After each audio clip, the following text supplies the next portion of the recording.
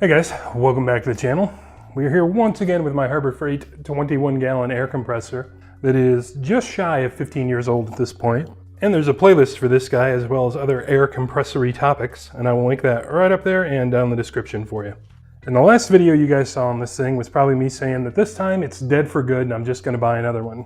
Well, reality may have thrown a few wrenches in that plan for me. For me to move on to air compressor 2.0 in my plan, it's going to cost, we'll say, between $1,000 and $1,500, and I don't exactly always have that right at the drop of a hat, and even if I could do it, doesn't necessarily mean I want to do it right this second. I started shopping around and looking at maybe buying another lower quality compressor like this one. This thing's been great for the 150 bucks I paid for it, but it's not enough for the jobs that I do. So I got kind of bummed out even thinking about that. And then I happened to have come across someone on eBay who appears to sell aftermarket reed and head gasket kits for these things for like 15 bucks. They don't know if their kit will fit this compressor or not until I actually tear it apart to find out. So, as much as I really don't want to work on this thing, and as much as I really would like to retire it, I am going to pull the head off of it, and we'll see what the gasket looks like and what the reed valves look like and get some measurements on them and see if the eBay people's kit will work. Because if I can put 15 bucks in this thing and nurse it along until, we'll say, Black Friday sale time, that would probably be good. It might save me a few $100 bucks. But I won't know until I get there. So the first thing I gotta do is take this plastic shroud off. There are just a couple Phillips head screws on it here and there that hold it on. And I don't think there's really anything too elaborate about getting the head off. I think there's probably just a discharge hose plugs into it somewhere up in there and 4 bolts and it pops off. And lucky for us, that pretty much exactly is the way it is. This appears to be like an M19.5 fitting. M19 doesn't fit, M20 fits wobble gobble. So it's probably an M20, and I don't have flare nut wrenches up to M20. So let's just hope for the best here. Oh, that was no big deal. I'm probably gonna have to take it apart at the other end too, which is sort of just the same story. Right down here. What's really funny too is I'm noticing this copper line contacts this thing like 5 locations, and it's not worn through, which is impressive. Case of righty-loosey because I'm in front of it. Probably have to come up with some new compression fittings when I am done too, but we'll worry about that when the time comes. Discharge pipe out. So now there are just 4 uber long bolts that actually bolt the entire, it looks like the whole cylinder down to the crankcase. I really prefer not to break this cylinder loose when all I want is the head. So I'm hoping that when I take those bolts out, cylinder just stays put. I don't know if there's anything I can do to hedge my bets there or not. Guessed right the first time. M14s, that was none too tight. That one's tight. That one's real tight. That one's sort of loose. The others were appropriate. If nothing else, it'll be fun to see what a cylinder with like 8 million hours on it looks like on a Harbor Freight compressor that no one ever cared about. Pluck all my bolts out. There's washers in here too, lock washers that don't do anything. I don't think anything's holding it together anymore. Correctamundo, oh yeah, this looks absolutely nothing like the kit that they have for sale. It does have a name brand in there though that's cast into it, Wealth. Yeah, W-E-L-T-H, and yeah, my head gasket's fragged. It's all busted out. It doesn't look like it's anything special. It looks like it's just cardboard with some kind of a backer. But that is a Wealth E5 cylinder head. Maybe I can find something for it. That's cool. Yeah, but yeah, it looks like my gasket had failed right there, so. If it wasn't, it is now. It's kind of a whole bunch of junk hanging out in the head too, probably from the years and years of running it without a filter. I feel like I should make a playlist for this thing. Yeah, for years and years, I ran this thing with no air filter because I'm an idiot and didn't know any better. I wonder if I actually want to take this thing off or not. Because that reed is actually fine. There's nothing broken there. So I'm going to leave this part alone. I don't think I need to go any deeper. I don't want to crack that cylinder loose unless I have to. So boo-hoo, we don't get to see what it's going to look like, and I doubt these screws are going to do anything. But at least that'll keep me from walking by and bumping it or something. I'm going to go in the house and see if that Wealth E5 number means anything anywhere on the internet. And it do. I was able to find that company and email them. They wanted to know what specific pump I had, and me just saying Harbor Freight model number whatever probably wasn't going to go my way. But I don't know that because I didn't try that hard. I admit it. And the reason I didn't try that hard is because I found them elsewhere, or I thought I did. I actually did buy the gaskets you're looking at right here off Amazon, and these are actually about half scale for what I need. I ended up needing to send them back quicker than I could record it. But the width on these was right, but the height was off by about half. So these weren't quite what I needed. But on the way to this path, you know, scroll down, you always see the other stuff recommended on Amazon. I saw these. I thought, wow, that is probably what we need. And of course saw the valves and everything else for the compressor, which is cool. You know, you click on this stuff and it's like, yeah, that's guaranteed pretty much exactly what I need. That looks exactly like it. And this is the 3-piece set to do the cylinder and the cylinder head and what do we want to call it, a valve plate? Anyway, 3 pieces.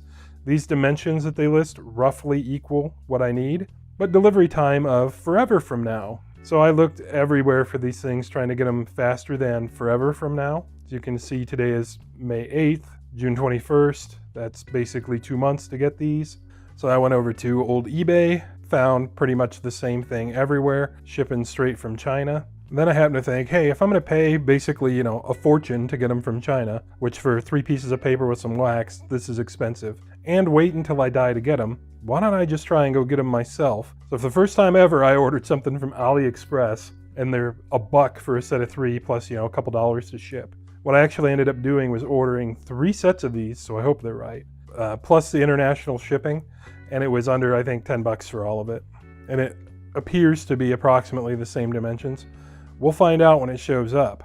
But while I was at it, I actually found someone, presumably also in China, selling them on Walmart.com, but they were promising delivery about 2 or 3 weeks faster than AliExpress. So I bought another set from Walmart because they claimed to get them here to me in like 3 weeks. I seriously doubt that's going to happen. But we'll find out. I'll be pleasantly surprised. I don't think I've ever bought from an international seller via Walmart.com. So until that stuff shows up, I just put the old head gasket back in there and put the cylinder head on loosely. We'll just shove this thing back in its hidey hole and wait our month or whatever it is until we're ready to do stuff. And just like that, overnight parts from Japan, except these came from China. It took about 3 weeks. I'm pretty impressed it was only 3 weeks. That is supposed to be a whole kit that'll do head gasket and cylinder gasket, and I think there's like a plate between the head or whatever. I'm hoping to not disturb any of that, or certainly not disturb it right now, because this thing has been working pretty much fine, except for this head gasket problem, for 15 years. So I don't want to let whatever magic is in here out. Plus I have the 3 additional sets of these gaskets that I ordered from AliExpress. So for right now, today, I'm hoping just to get this guy in here, and I'm also hoping it's the right gasket. It looks like it probably is. But I'm hoping to lay him in there and get this guy running again. And then if I have further problems, I'll have more gaskets in a week or 2, and we can worry about it all then if we need to. To my pleasant surprise, the AliExpress gaskets came the following day, so they were way sooner than promised. To my not nearly as pleasant surprise, they sent the wrong size. They listed them as the correct size and just accidentally sent me the wrong ones. Interestingly, these are also different than the wrong ones I got from Amazon, despite them both being gray. So it looks like there are very subtle design changes of this same basic idea that are used across a whole swath of compressors. Also of note, AliExpress doesn't have a replace option, they just have refund and return. So I emailed them and said, hey, this is what you did, and I had to send pictures when I did it too. You have to provide evidence that they screwed it up. So I did. We'll see how that goes. What I told them in the description is, look, you can keep the money, I just want the right gaskets. So we'll give that about a week, and if they don't send me the correct ones, I'll probably buy another set from that seller on Walmart just to have them. That way I at least have a redundant set if the head gasket I put in doesn't work out for whatever reason. And that is exactly what happened. That is my second set of Walmart gaskets. As far as what happened with AliExpress, that was a complete nightmare, and I do not recommend them to anybody. My experience with that whole ordeal is going to become its own video, so look forward to that in the future. So for right now, let's get this guy busted back off.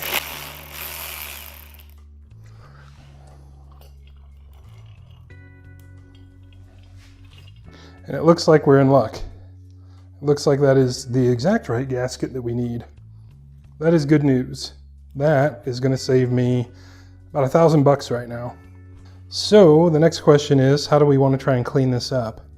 And it looks like I just kind of got my answer, just like gloved finger. Seems to be going okay. Maybe I'll try some Windex.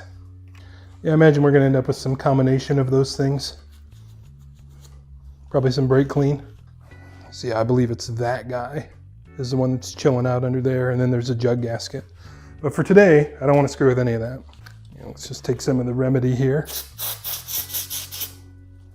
And despite how it looks, I'm trying to not be very rough on the thing because I really don't want to break this plate loose. I can see that stuff, but I can't feel it. Kind of the same thing all the way around. It's just, I think that's just discoloration from running, probably running way too hot. So let's get that gasket on. I don't know if there's a desired up or down. So we'll just go like that.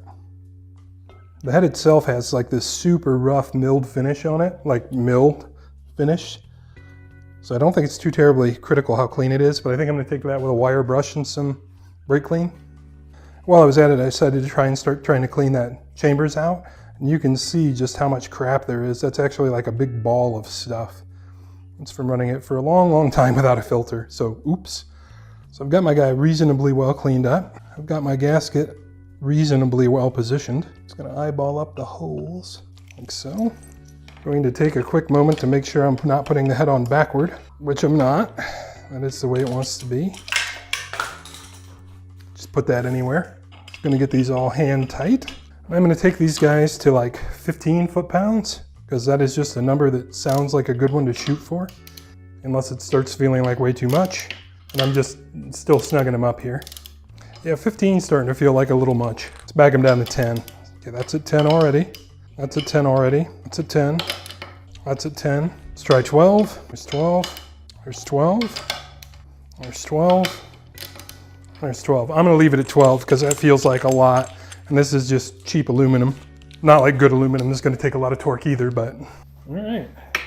Play hell getting our fittings back on. And I did not replace these compression ferrules because I like to hurt myself. And by hurt myself, I mean just make problems for myself for later. Truth of the matter is, a lot of the times when I've tried to get those old ferrules off, I damaged the tube they're on. And I have a real great system for not doing that. Those were like gigantic, weren't they? Yes. I'll bet there are 20 since it was in the wrong drawer. Yep. There. And like the sign says, no oil. So I'm gonna go get it filled back up with oil, and we'll give it a shot and see what happens. So I got her filled back up with oil, and you can tell that because my It's Gonna Drip Forever paper towel is right here from the mess I made filling it. I've also got her bled back down to 0 PSI. It's plugged in, ready to roll. And I'm also gonna run it without the air filter I made up for it, because I think the head gasket problem may have been there before I put that filter on it, but I'm not sure. It started acting weird about all the same time. I'm gonna make a different video where I test some air filter options, depending on whether or not this thing continues to work. But for right now, I'm just gonna turn it on and see how long it takes to come up to pressure. And for those of you following along, I did replace this pressure gauge. Here we go.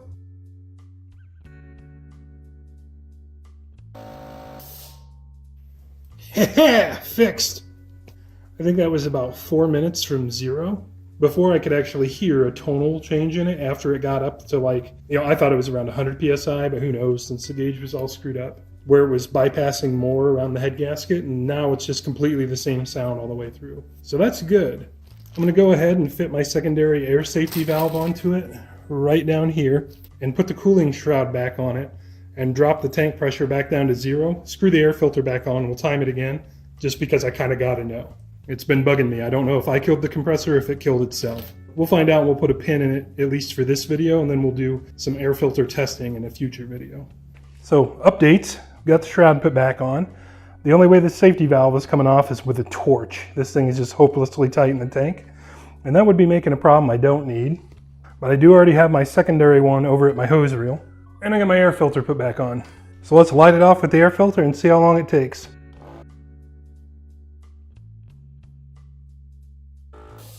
Okay, so that was like 4 minutes and 10 seconds. And just to finish this topic up for the time being, now that I have compressed air, I'm going to go ahead and adjust this secondary blow-off. This is just like the one I tried to install in the tank a minute ago. But the way this works, I believe, is this is just a jam nut, and then once we loosen it, we can adjust this thumb screw down here until it blows off. My intended goal here is to get it to blow off and then take it in like a half turn and leave it alone. And then I'll take this whole thing somewhere else where there's more air pressure and I can actually dial it in on a regulator and see where I'm at. Unfortunately, that means my day job, so you guys can't go. Which is too bad, because if you think I'm a moron, you should meet the people that pay me. I kid. I should mention what I'd like to not happen is have that thing shoot at my hand, full power. So should it want to do some of that, I will be on it. So on the day in which I bought that one, it happened to come out of the box pretty much exactly where I would want it to be, which is cool. The jam nut tightened back up. There we go. Turn the compressor back on, run her back up to pressure once more just to see, but I think we're going to be good. There she is. I do have some previous experience with these things, and sometimes when they're new, the spring will kind of break in, they'll start popping off earlier than you'd hoped. So what you definitely don't want to do is leave your compressor powered up and then go away from it, because if this thing pops open, your compressor will just run nonstop, and that will cause a house fire. It is on my agenda to develop a device to prevent that from happening to me. In the meantime, what I've been doing is just unplugging the compressor every time I'm done with it, and hopefully that's a habit I can stay in for the foreseeable future. So guys, there she is back in her hidey hole, living again, ready to rock some more. Truth of the matter is, I totally do not trust this thing. So what I'm going to do is spend the next several months saving up a little bit of money and seeing about getting a replacement for this guy on Black Friday sale and pushing him off into the corner to just be retired, or in moments of emergency use, we'll have this guy around to use. Frankly, the thing's getting so rusty that I'm just kind of afraid to keep using it. You know, once you have so much rust blow through your airline fittings and stuff, which, you know, see the playlist, you just kind of start to lose faith. But we're going to do at least one more video on this thing before we retire it, because right now it's the one we got. Hopefully it won't be because it's broken. But anyway guys, as always, appreciate you stopping in. We'll catch you on the next one. I'm Max, that's Saddington Bear, and we make videos like this all the time. Here are a couple links to some other videos we've made, and we really appreciate you guys stopping in.